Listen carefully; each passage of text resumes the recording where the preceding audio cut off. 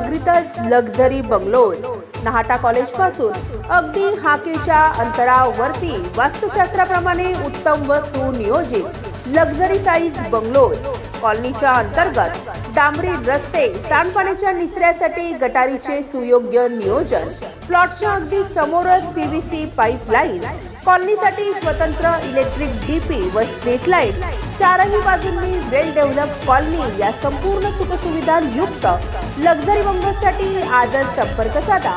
आमचा संपर्क क्रमांक आहे 9226890979।